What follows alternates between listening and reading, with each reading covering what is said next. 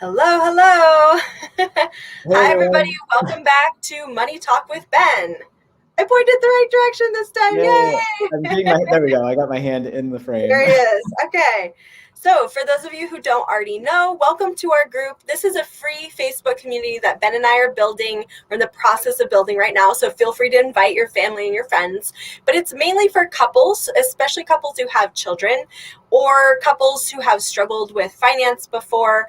And you want to learn how to save money and budget properly so you can build wealth as a couple and also talk about tough topics like overspending Never, never. or refusing to spend.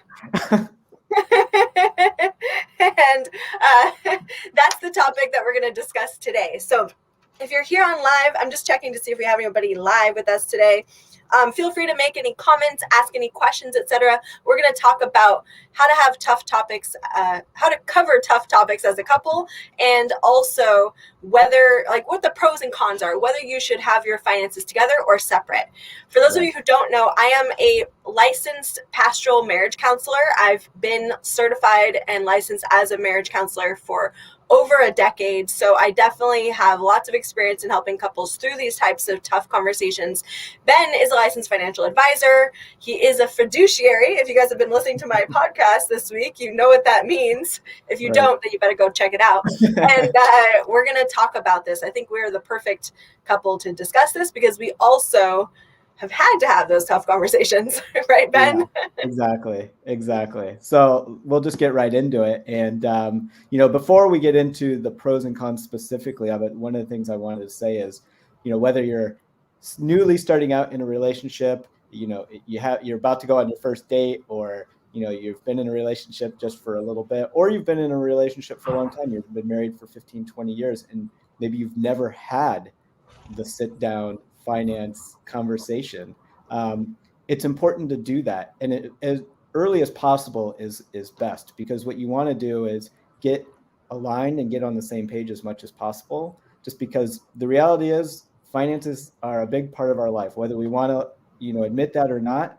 We deal with it every day, and if there's not agreements in place like we had talked about earlier, if there's not agreements in place, you guys aren't going to be on the same page, right? Like Sarah and I we've had to do that. We've had to figure out, get on the same page on certain things, especially when finances changed. You started, your own business, and some things changed on that. So it was really important for us to reevaluate those things and figure out where we're going. So, and some of the things that you want to find out when you have that initial conversation is, like Sarah was just saying, are you a saver or are you a spender? Like, how do you interact with your finances? I tend to fall probably somewhere in the middle. Sometimes I'm saving, sometimes I'm spending. Sarah, I guess you'd proclaim that you're a little bit more of a Definitely a spender. very good spender. I'm very proud of how well I spend money. Well Now, done. okay, so let's back up for even a minute, Ben, because I want to Yeah, give these guys some tools that they can use in absolutely. this type of conversation. So the first tool I want to mention is one that Ben and I stumbled across accidentally, and we call it the game. At some point, we Well, should right. probably give it a better name, but it's Absolutely. the game. And the game, or the question The game as we like question to call game. it, Right. is a wonderful dating game that we highly recommend, even if you're still married. You're already married, that's what I meant to say. Even if you're already married, or if it's your very first date. And there's only one rule in Fight Club. No, I'm just joking. There's only one rule in the game, and that is that you have to answer any question the other person gives you. So if the question is, how many times have you slept with someone before now? You got to answer it. If the question is, how do you feel about spending money? You got to answer it, right? So obviously you want to take this game on a gradient. If you start at, level 60, you're probably going to be your one and only Don't date blow with them out that of the person. water. Don't blow Yeah, them out of the blow them water. out of the water, and it probably won't go that well as a first date. But it's a good thing to use as sort of an icebreaker to start getting really getting to know the other person, getting to know your partner. Absolutely. And this can also really broach subjects that maybe are going to later on be a source of friction in your relationship. Wouldn't it be better to know that before you get married, right? So don't leave the tough conversations till after you've gotten married. Now, if you are already married and you're listening to this going, wow, why didn't I think of that? It's okay. It's not too late. You can still propose it as a dating game that you guys want to try. You don't even necessarily have to go on dates, but it's better if you're doing it in a relaxed setting. Right. You guys can give each other your full attention. So don't be trying to play this game while also watching television, also scrolling on social media or something.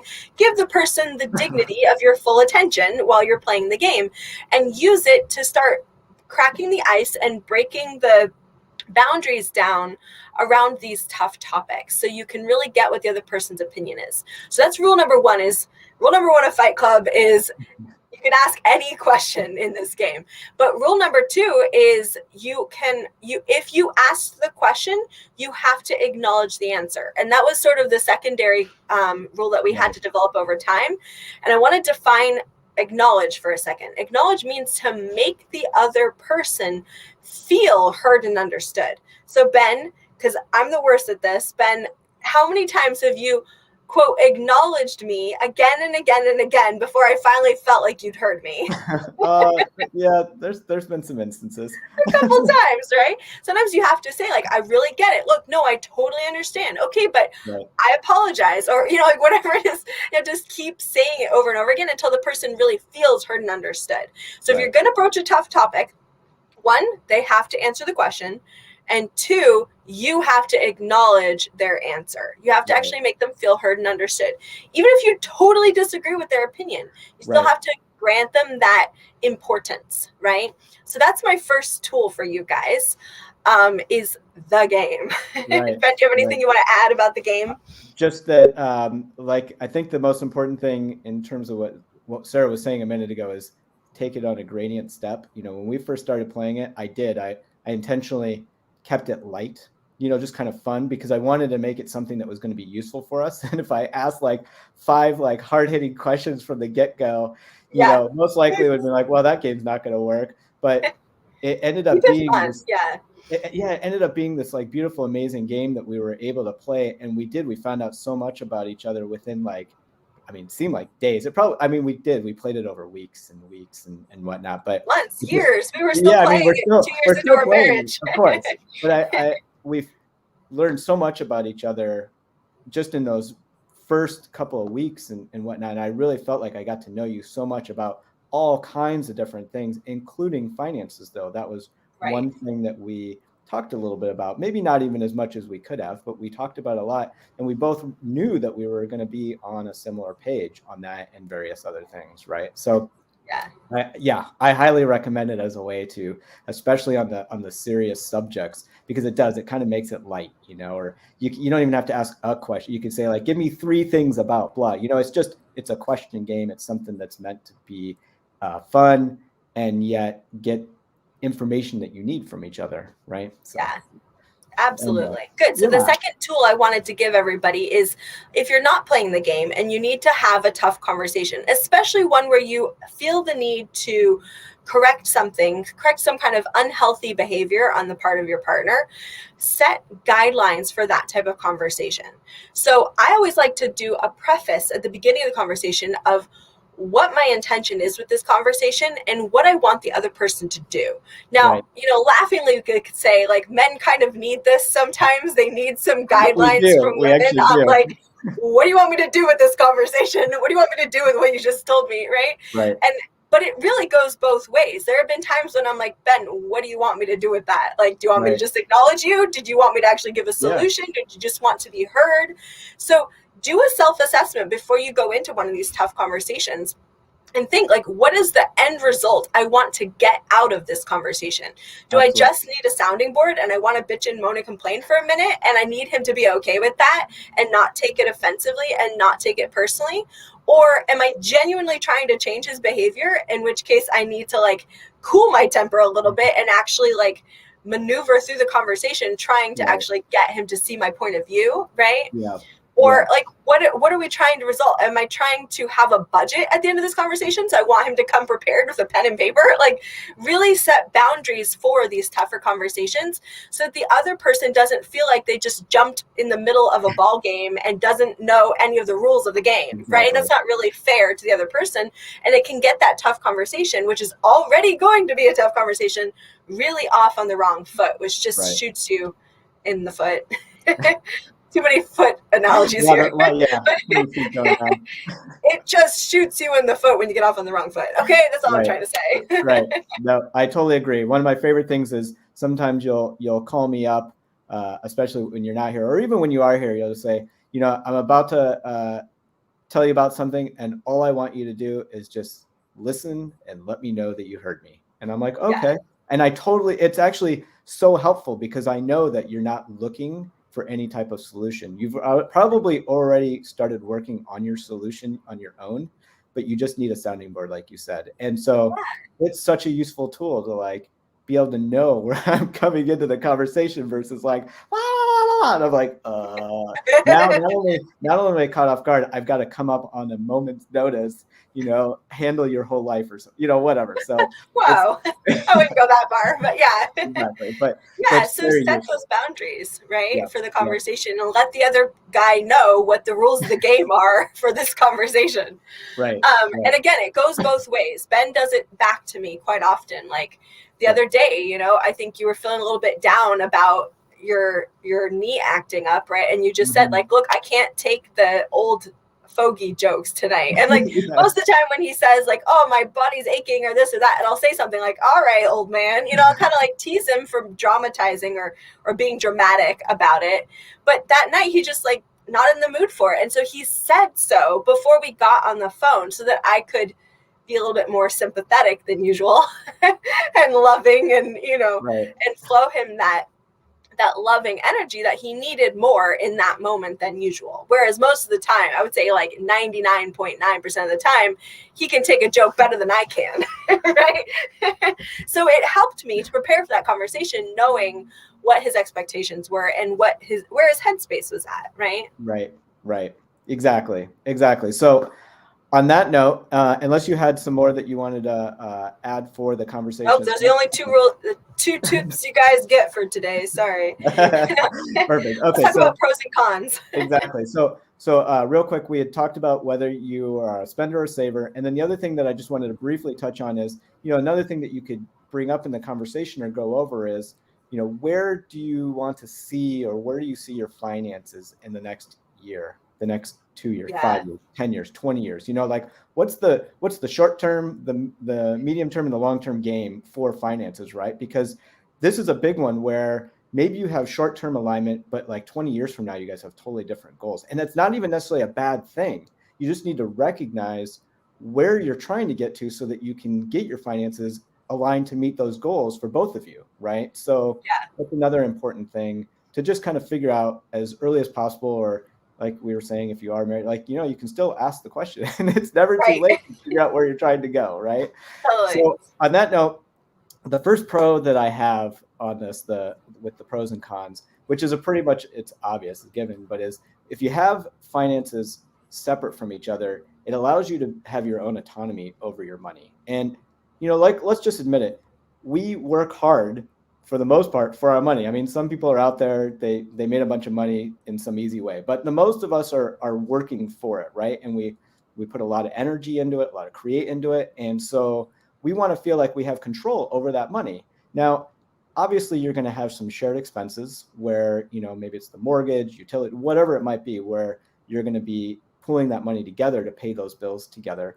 But aside from that, it allows you to have control over your finances, over your money that you made. So if you want to spend money on blah, you get to do it without having to ask permission for the money that you made. And a lot of people, Sarah and I have worked with a lot of couples, and they were stressed out, things were not necessarily going well. And just by adding this component into the relationship with specifically on the finances, it like just is a huge stress reliever for them, right? Because and you're talking about separating your finances. I want to make it clear Yep. what topic we're talking Yep, about. We're exactly. talking about separating your finances so that you do not have shared bank accounts. Right. You do not split things. You know, you split bills if you live together, like each of you pays half the mortgage or something like that. Exactly. But there's a specific way that we divide up the bills so that each person is fully responsible for something. And the key here behind the psychology, you might say, behind this is that responsibility as its very core is non-recognition and denial of someone else's right to intervene between me and that thing. So if Right. I'm taking full responsibility for a car, I'm not driving it waiting for someone else to grab the wheel if something goes wrong. I am Right. driving it with the full recognition and denial of anyone else's right to intervene if something goes wrong. If I see a car coming and Ben reaches over to grab the steering wheel, I'm probably going to smack him and keep driving, right? Like, I'm like, do not get between me and that steering wheel because I'm taking full responsibility for it, right? So that level, that height of responsibility is what's required for you to actually generate enough income. This is called necessity level. If Right. your necessity level is super low because you know that daddy's going to come bail you out anytime you need that lowers your responsibility level. So to the degree we have a high responsibility level, we also have a high necessity level, and we can get shit done, right? So in a relationship, when we see people arguing over money, not making enough to cover bills, things like that, sure, there can be mechanical things wrong, like you're in the wrong industry and you're getting paid too little, or you need to ask for a raise, but you're too scared. Like there's Right. little mechanical things we need to do sometimes to actually generate more income. But 9 times out of 10, mindset comes before skill set, right? Mindset comes before skill set. So it's not that you don't have the skill to ask for a raise. It's that you're all up in your head and you're not asking for it. But if we raise your responsibility level, raise your necessity level, you will assume responsibility and decide it's better to overcome my fear and ask for that raise than it is to sit here in this situation.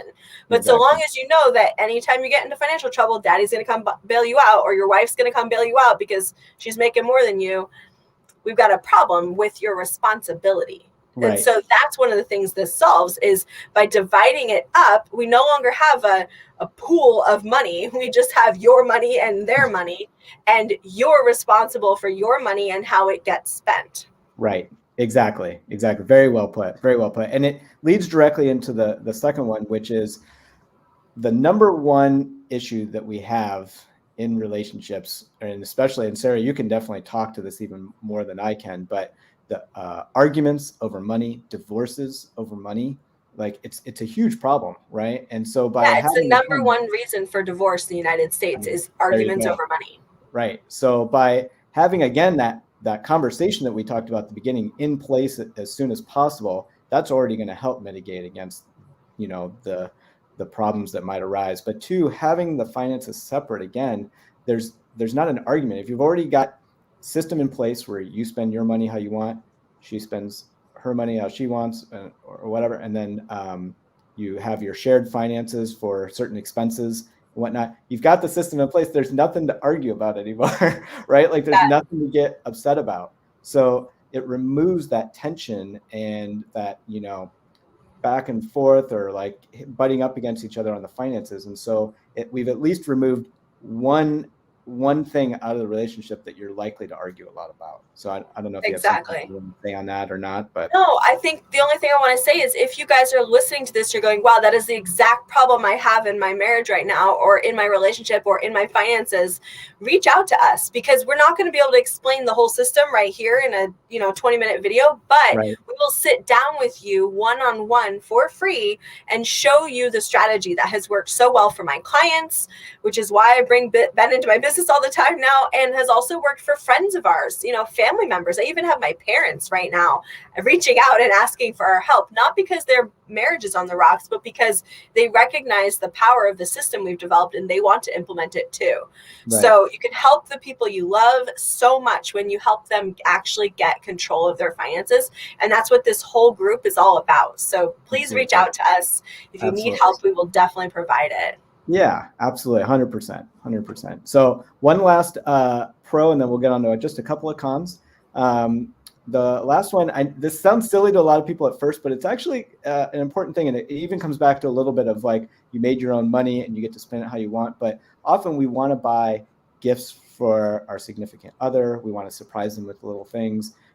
Valentine's Day is coming up. Exactly. And that's part of being in a relationship too, is being able to do things for the other person, right? I'm not saying that you always have to go out and like buy them like huge, big things or whatever. That's lavish not gifts. Right. Yeah. But the fact that you get to do things for them is fun. And when you have your finances separate, it allows you to do that, quote unquote, like secretively. You can do that without the other person seeing that all of a sudden there was like money debited from the account for some unknown thing, right? Quote unquote, or like you wanted to surprise them with like a weekend trip or, you know, like flower, whatever it is. This allows you to do that. Whereas when you have finances together, it makes it a lot more difficult, right? Because all of a sudden let's say you took out $35, $40 and the other one is kind of happened to see the account like, oh, where'd that money go? And now you got to make up a lie about something that's supposed to be a gift or surprise.